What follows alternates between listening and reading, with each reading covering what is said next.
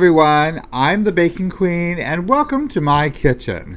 Well, it's that time of year again when all the bakers all over the world get into the kitchen and get their hands dirty, get the old pots and pans and old recipes out of the cupboard, dust them off so everybody can enjoy them for the holiday season.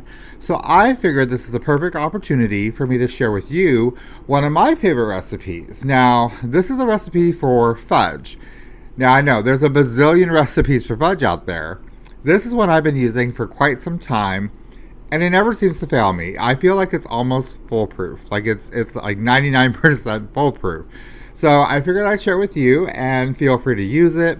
Tweak it to however you want, but this is just something I use all the time, and figured I'd share with you one of my traditions. So you're going to need a few ingredients, of course. I like to use Ghirardelli chocolates. So I got 3 bags and these are 11.5 ounce bags. I like to use milk chocolate just because I like the flavor better. You can use semi-sweet, you can use dark, you can use white. This recipe will take just about any type of chocolate you'll throw at it. So I like to use milk chocolate, so that's what I use. Make sure you get 3 bags of the chocolate dough for this size recipe. You're going to need 1 can of sweetened condensed milk. This is the 14 ounce size can, so get you 1 of those. And then you're going to need 1 package of Mini Marshmallows. Now this package is 10.5 ounces. And I like the Mini Marshmallows because they seem to melt down a little quicker because they're smaller. So, you know, if you only have the larger marshmallows, that's okay. They'll still melt down just as well. It's just they may take a little bit more time because they're bigger. So that's what you need for the base of this recipe. I'm going to be making a Rocky Road fudge today because that's my mom's favorite, and that's also one of my favorite fudges as well. So I got some pecans that I'm going to put in there, and then I got another bag of the Mini Marshmallows to make it the Rocky Road. So looks like we have all of our ingredients. Let's get to baking. So I almost forgot to mention, you need to do a little bit of prep work before you start making your fudge. So if you have a deep pan, you can line it with foil. I like to buy these foil pans. For me, they work a lot easier. They're just easier, kind of no mess, no worry. Sometimes the foil can fold up and get into the fudge, and then you have pieces of foil you have to pick out of your fudge. So that's why I like to get these little pans. But make sure you have something ready, so when your fudge is ready to be poured, you have something to pour it into. So let's get to the fudge. Alright, so first thing you want to do is you want to kind of make a double boiler. This is going to help you control the heat, especially when you're working with chocolate, so you don't burn the chocolate. So I have a kind of a saucepan here, and I put some water in there, and then I'm going to use my big pot here, and I'm going to put it inside here to create my double boiler. So make sure you don't put too much water in your other pan, and it looks like I have just enough. I may put a little bit too much, but that'll be okay. I'm going to go ahead and turn on my stove top. I'm going to turn it up high so I can kind of get the heat going rather quickly. So this will act as my double boiler. We're good to go. So now what I'm going to do is I'm going to take my sweetened condensed milk and put it into the pan. This is 1 14 ounce can of sweetened condensed milk.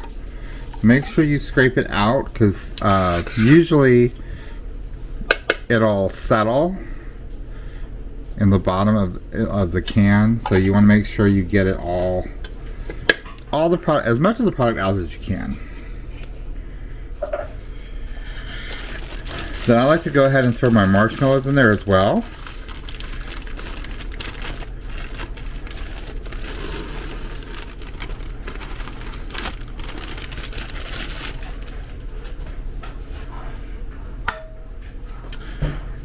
And so basically what we're going to do now is we're just going to melt the marshmallows. So we're going to heat up, of course, the condensed milk is in there, but we're going to do this and the marshmallows, and we're going to let this melt down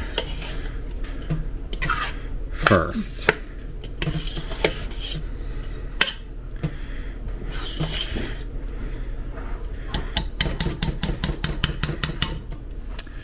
Now remember, I turned my stovetop up to the high heat to get it going, so that this will get nice and hot rather quickly. Once it reaches a decent heat, you actually want it on medium heat when you're doing this, just so you can control the temperature, things aren't heating up too fast, and you're not gonna take the chance of scorching anything or burning anything. So just keep that in mind when you have your heat on.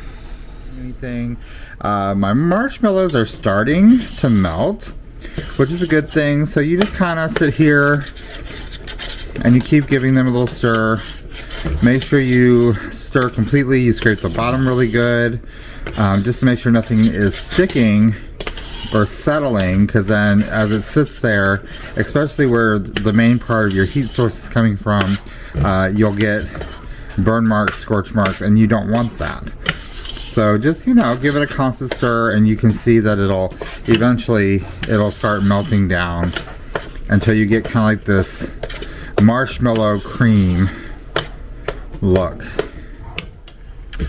Alright, so our marshmallows have pretty much melted down. You can still see some lumps in here, and that's okay. If you want to keep going till it's completely melted and smooth, I mean, that's completely up to you. I am doing Rocky Road with this one, so I'm not worried about it being completely smooth, although it's pretty much there now. So now I'm going to turn this down a little bit more, because I just don't want anything to burn or scorch. This is also why we do the double boiler, because it really does save you. So if you kind of turn away for like half a second too long or something, you kind of, it's almost like a safety net, especially when you're working with chocolate, candies, anything like that. So add in all my chocolate, my 3 bags, and give this a good stir so it all melts down and comes together. And with milk chocolate, it'll do it a lot faster, just because of the fat contents and whatnot in the chocolate. If you have like a darker chocolate, a semi-sweet chocolate, it may not melt down as fast.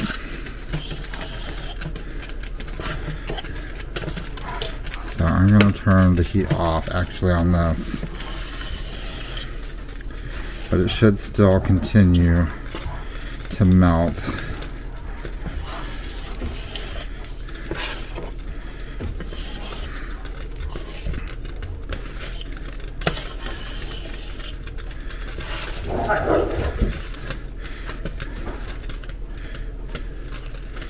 Okay, and then I want to go ahead and add in my other candies. Okay, so I added in the other marshmallow and the nuts, and we just give that a stir, kind of fold it all in, and you can add as much as you want to this. Alright, so our fudge is ready to go into our pan, and this is the fun part. It's very thick, very sticky, but you just want to get it in there before it really starts to set up.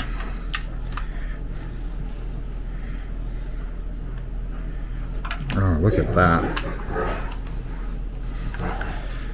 And you just kind of mush it down in so it forms to your pan. Now, if you want to, I mean, you don't have to do Rocky Road. You can add whatever toppings, candies, like flavoring even. So like if you want to do a chocolate peppermint or, you know, something other than Rocky Road, you can keep it just a plain chocolate. That works too. Alright, so you just get this and you just kind of mush it down into your pan. So when it sets, you're going to have one big piece of fudge, and then you can cut it up however you want. Another way to do this is you can take them and you can do drops. So you can drop your fudge, and I'm pretty good, so I'll just use my hands. Okay, and then you can kind of mush it all together down in your pan.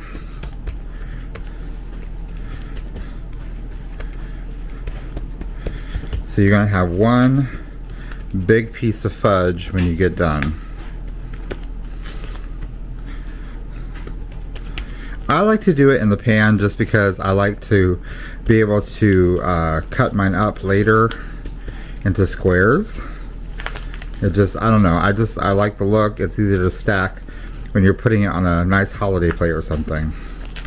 Okay, so there's our fudge. We're gonna let this sit. You can either let this sit out at room temperature, or you can put it in the fridge or freezer to get it to sit up a little bit quicker, depending on how quick you want to use this. So I'm gonna put mine in the refrigerator. So I will see you guys in just a little bit.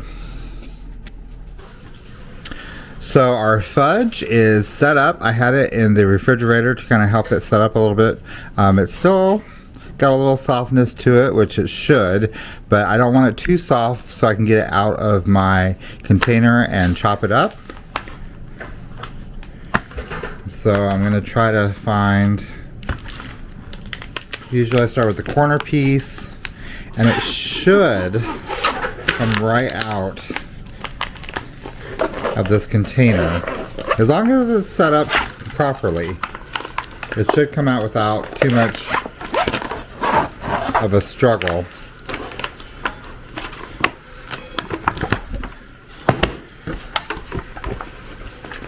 And then you end up with this huge block of fudge, which is probably everybody's dream, but you know, we want to be somewhat civil. So I'm going to cut it into some pieces. And like I said, like, I mean, you could definitely like spoon this out and like let it set up that way, and so you have like drop fudge. I like cutting it. It just, I don't know, I guess it's more of a presentation thing for me. It looks a little better. You can see all the way through the different, like, so because this is Rocky Road, you can see the nuts, you can see the marshmallows. Like, see if I hold up a piece, and you can see that, like, that's what people want to see, and that's what gets people excited. You know, like, so if you're, you know, you go to like a fair, an amusement park, and you see this in a case, people usually get like really excited because they're like, oh, that looks really good. They can see all the extra pieces of whatever's been added. But yeah, so then you just cut them up to roughly a serving size. You know, it looks nice. You know, you put it on a plate, you put it on like a serving dish or tray, and yeah, you just, that's kind of it, like right there. Alright guys, so that's going to do it for the fudge recipe. It came out wonderful, it tastes great, it looks wonderful on a plate, of course platters, whatever you have to serve it up in, even in just a to-go container if you're going to like an office party, school party, whatever. This is a very versatile recipe. Like, you can take the base recipe, you can use any chocolate. I prefer milk chocolate just because it's creamier and a little richer for me as far as flavor is concerned. If you like a semi-sweet, a dark, even a white chocolate, this recipe works wonders with all of those. You can add whatever you want. Like, this is Rocky Road, so obviously I chose the nuts and the marshmallows. You can do candy. I usually do like a white chocolate peppermint sometimes. So yeah, so the possibilities are absolutely endless. Use your imagination, you know, experiment, try it out, see what you come up with. You might even surprise yourself and come up with like a new breakthrough flavor. But yeah, I mean, otherwise, as always, thank you so much for watching. I hope I inspired you to get into the kitchen and try something new and different, or, you know, just continue what you've already been doing. But as always, I am the Baking Queen. Just keep baking.